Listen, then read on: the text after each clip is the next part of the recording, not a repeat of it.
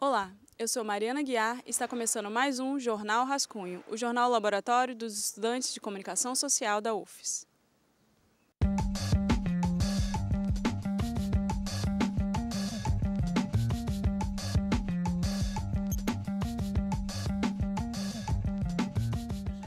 Plutão caiu para a segunda divisão e agora está na categoria de planeta anão.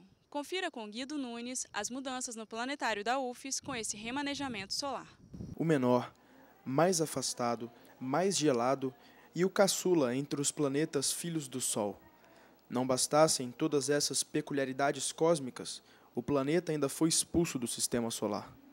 Na indigência, o pobre Plutão agora vaga pelo espaço à procura de uma identidade. Bom, esse é um problema desde que Plutão foi descoberto. Muitos não queriam considerar o planeta. Os astrônomos, na verdade, nunca tiveram uma boa definição para planeta. Eles resolveram fazer essa reunião, mas pelas recentes descobertas de vários corpos nas regiões próximas de Plutão.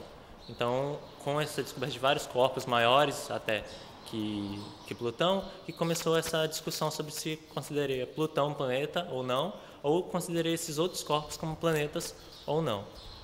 Com o rebaixamento de Plutão, o planetário da UFES terá que se adaptar a algumas novas situações. Uma delas, inclusive, já foi tomada, e o planeta não está mais no hall de entrada do planetário. Enquanto ainda houver dúvidas sobre sua denominação, Plutão ficará literalmente engavetado. A resolução desse ano da União Astronômica Internacional diz que são 8 planetas, Plutão e provavelmente outros corpos serão classificados como planetas anões, e os outros corpos do sistema solar, exceto satélites dos planetas, são chamados de corpos menores do sistema solar. Essa é a definição que a gente tem. Caso daqui a alguns anos, na próxima reunião, eles resolvam mudar, aí a gente vai ter que mudar de novo. A gente tem que acompanhar sempre a resolução dos astrônomos. Bom, possivelmente algumas coisas deverão ser modificadas nas sessões de planetário para encaixar essa nova resolução dos astrônomos. Mercúrio, Vênus, Terra, Marte, Júpiter, Saturno, Urano, Netuno e... Plutão começa a sentir o ônus do rebaixamento. Pelo menos de uma coisa ele não vai sentir falta: da luz do Sol. As pracinhas de bairro são pontos de encontro de pessoas e, muitas vezes, única opção de lazer dos moradores. A repórter Renata Murari foi a Jardim da Penha para conferir a movimentação desses locais, os jogos mais conhecidos e os frequentadores, que, em sua maioria, são do sexo masculino.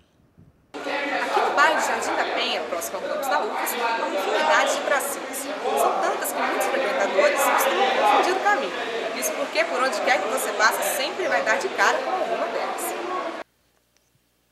Essa é a pracinha da Igreja de São Francisco, uma das mais frequentadas pelos moradores que já estão há algum tempo no bairro. Isso porque ela é uma das poucas praças em Jardim da Penha que dispõe de um local de lazer para a terceira idade. É um trabalho de muitos anos que envolveu a Associação de Moradores. Tudo em Jardim da Penha a gente conseguiu com muito sacrifício, com muitos debates. Temos o projeto de uma casa que já está até autorizada para que nós possamos alugar, onde a gente vai fazer o centro de vivência para idosos. Nós temos no bairro hoje mais de 1.060 idosos em domicílio. O movimento nas pracinhas é grande, principalmente naquelas onde existem as pracinhas, à espera que os veteranos jogadores de futebol pelo clássico jogo de bocha. A bocha surgiu na Grécia, mas foi na Itália e na Espanha que o esporte se popularizou. As regras não são muito complicadas, mas é preciso uma boa mira para se tornar um exímio jogador. Diferente do que alguns pensam, a bocha não é um jogo exclusivo para a terceira idade. Nós somos excluídos em a população achar, mas no meu município, no interior do estado, que é um jogo italiano, joga-se com todas as idades, todo mundo se diverte, que é o esporte de maior integração que eu conheço. Que além da bocha não é ganhar, porque todos nós temos taça e troféus. A questão é a amizade e a irmandade nossa. Discute-se, briga, no outro dia está todo mundo junto, no mesmo lugar. E a pergunta que não quer calar.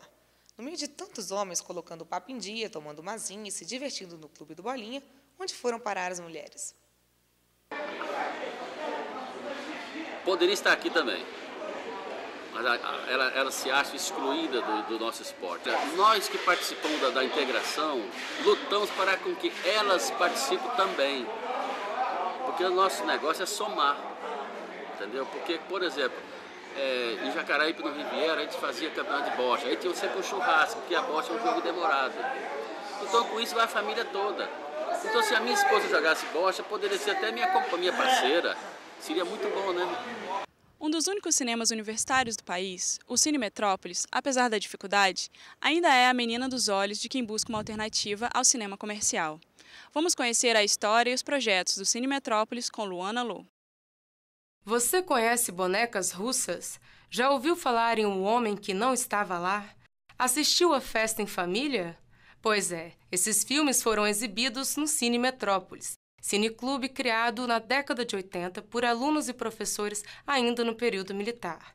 Em 92, com a reforma universitária, o Cine ganha uma estrutura formal e, a partir de 94, passa a funcionar no Centro de Vivência. Em 94, ele passou para o atual prédio Centro de Vivência, um prédio construído na época, inclusive, até para abrigar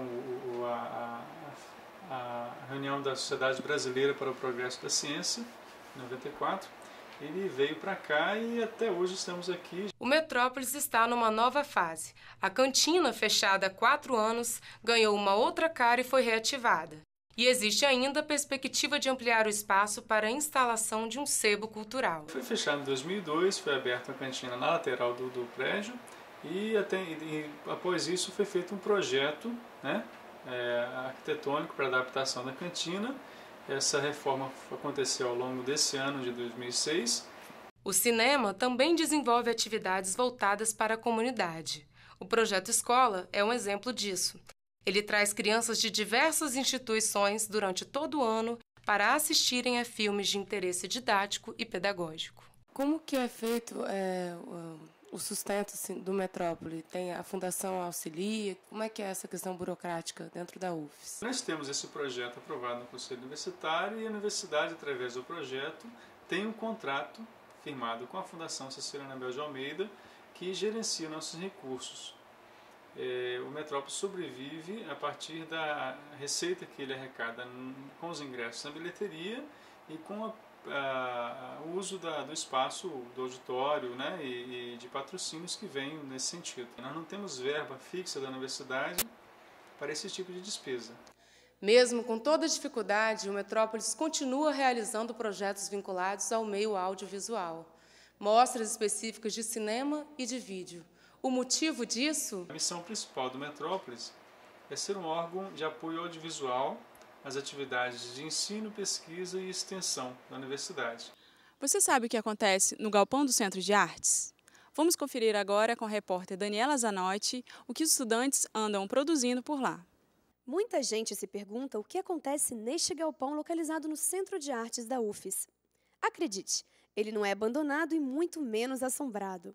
É um espaço para a produção de esculturas tridimensionais e para as atividades da disciplina de plástica.